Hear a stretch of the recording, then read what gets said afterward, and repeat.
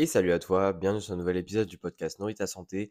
Aujourd'hui, j'avais envie de te parler de est-ce que suivre une alimentation alcaline, c'est bénéfique ou pas pour ta santé? Est-ce que ça apporte vraiment des choses? Est-ce que c'est pas bullshit? Est-ce que c'est vraiment quelque chose qui en vaut le coup?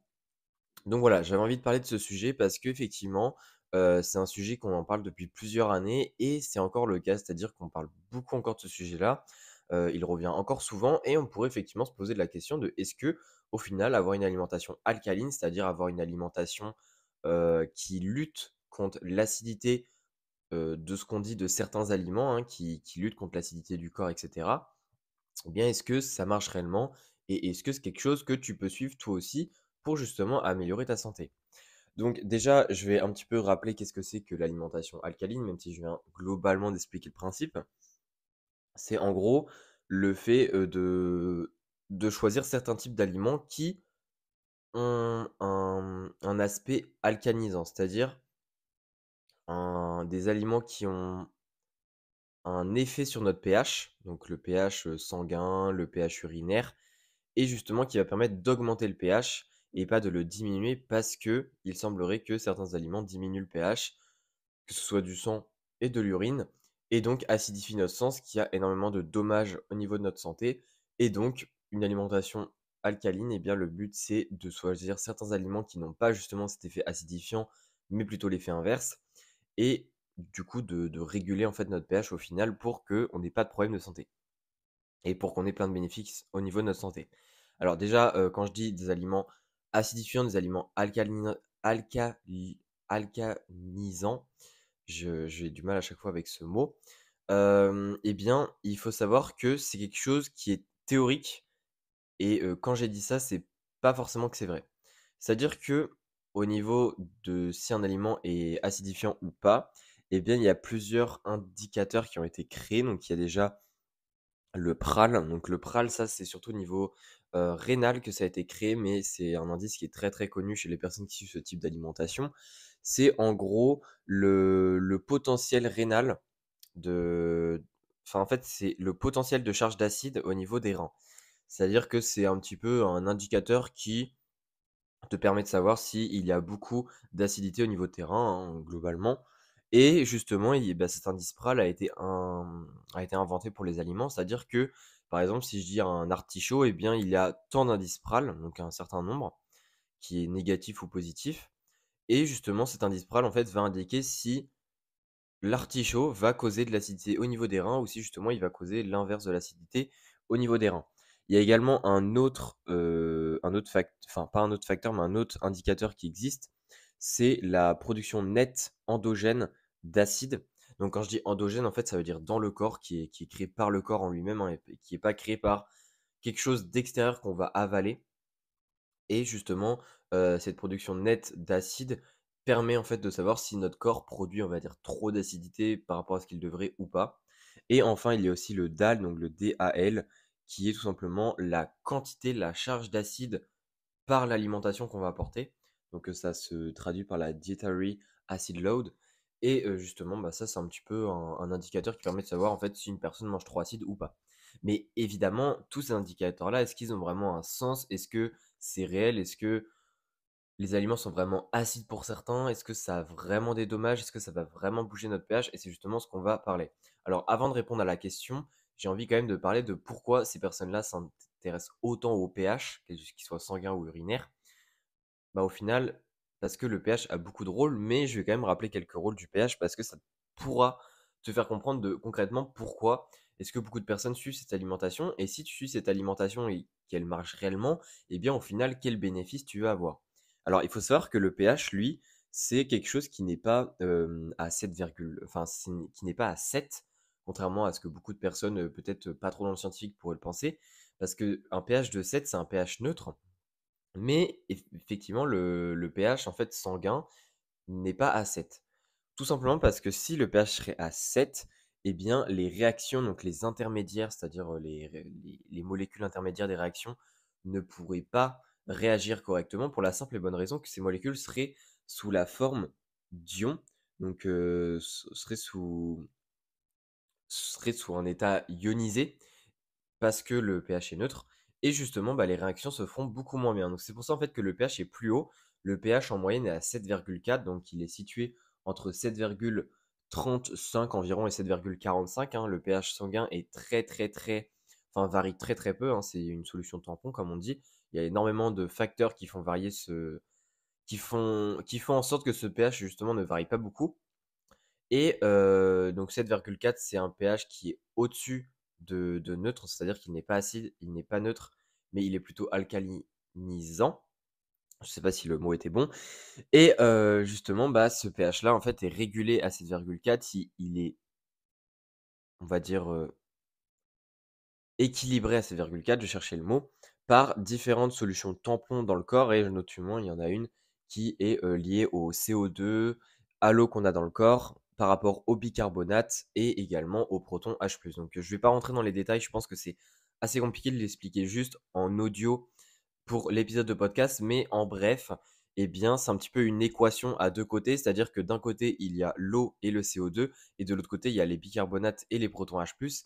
Et en fait, si par exemple, on augmente le CO2, eh bien, pour rééquilibrer l'équation, eh bien, il faut augmenter de l'autre côté, les bicarbonates et cetera et cetera. Enfin bref, voilà, c'est vraiment un équilibre qu'il y a dans les 2 côtés et ça fait que le corps joue constamment pour rééquilibrer, cette équation-là et ça fait que, eh bien, évidemment, il y a pas mal de réactions qui se passent dans le corps pour justement rééquilibrer cette équation.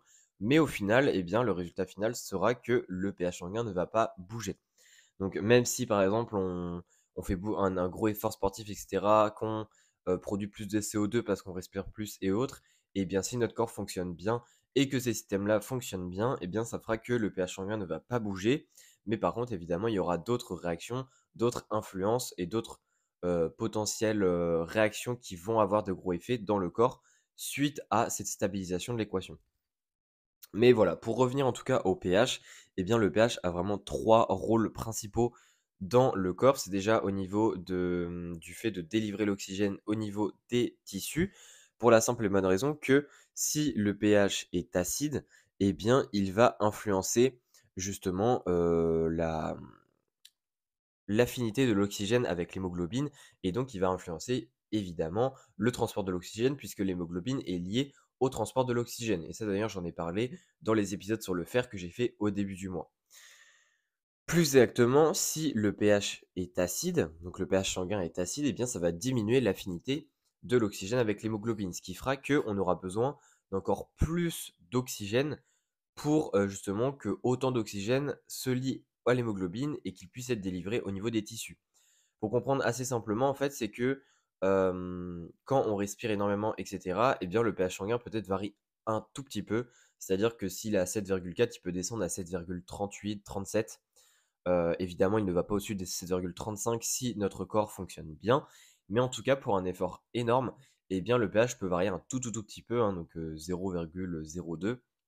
Voilà, le temps que les solutions tampons se mettent en place et que ça se rééquilibre, eh bien, il peut être un tout petit peu acidifié. Et justement, cette toute petite acidification peut quand même avoir un effet sur l'apport en oxygène au niveau des tissus et donc ça va diminuer l'affinité de l'oxygène avec l'hémoglobine. Et c'est pour ça que il faudra encore plus respirer pour justement apporter autant d'oxygène qu'avant, en quelque sorte.